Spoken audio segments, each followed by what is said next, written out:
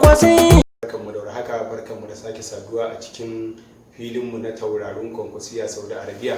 Masu bibiyar mu in ba ku manta ba, mun ce ku haɗu da mu a shirinmu na gaba domin za mu zo muku da wani tauraro ko tauraruwa. To alhamdulillah a yau ina tafe da wani babban tauraro, wato jigo kuma mai ba da gudunmuwa sosai a cikin tafiyar kwankwasiya Saudi Arabia. Yana daga cikin tsohuwar tafiya har kuma sabuwar tafiya. Mutum ne mai kokari da dukiyarsa da karfinsa. Sai ku biyo mu domin jin wannan wani ne. Ga Hassan nagari naka ne abba, ɗan Lami da Suma naka ne abba, da Kabiru Kila naka ne abba, kwankwasiya Saudi ya ce abba. Assalamu alaikum wa rahmatullahi wa barakatuhu. Amin alaikum assalam wa rahmatullahi wa barakatuhu. To ko za ka gabatar da sunanka saboda masu sauraro? Sunana Alhaji Hassan Nagari, Chief Security na Kwankwasiyar Saudi Arabia. To mai girma Chief Security, gashi yau kai ne babban bakon da muka wa musu. An daɗe ana gwagwarmaya cikin tafiyar kwankwasiya Saudiya.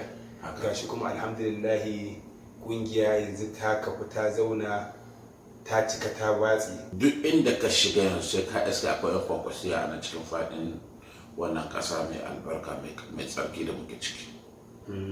Saboda a zaman da muke ciki kaga shugaba da kansa jagora wannan tafiya da Rabi'u Musa Kwankwaso da kansa ya zo mana ziyara a wannan. Ku ana ku bangaren wani kokari kuka yi wajen ganin kun haɗa kan al'umma da yake ta kunshi maza da mata, kuma akwai manya akwai malamai ko na bangare? Sai ka yi hankuli, sai ka zama na kana da daurarar zuciya.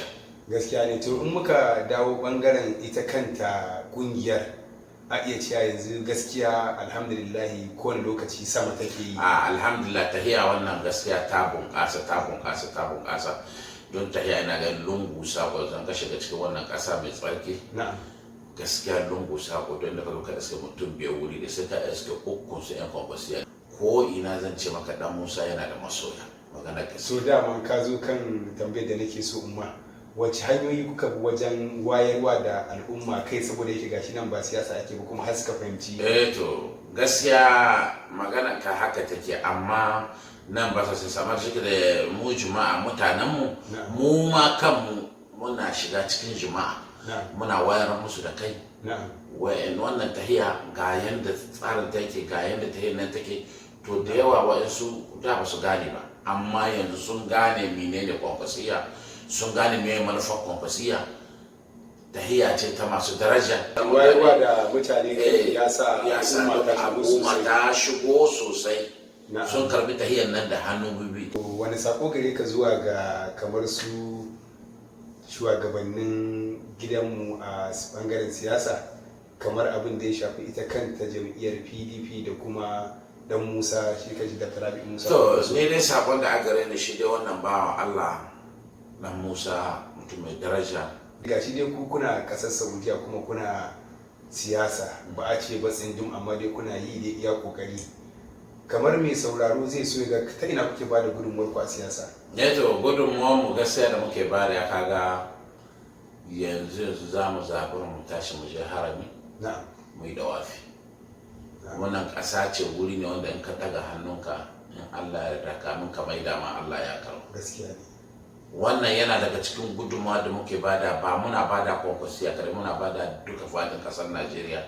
Muka je muna yi mata addu'a gaba da Allah kama Najeriya zaman lafiya. To kamar baya da gudunmuwa ta addu'a, akwai wasu gudunmuwa kuma? Akwai gudunmuwa da muke bada don da daga nan zamu ma ƴan uwanmu magana akan cewa da su je su kada ko su je su tsare akwati ko su je su kada ƙuri'ar su ga bangaren da muke, don da mu ma da annan su ma in suna da matsalolin suna bugo mu ce mu je mu musu addu'a. To mu ma ga namu bukatu muna yi mu ce musu ma ga bukatun da gare mu, dole su yi mana.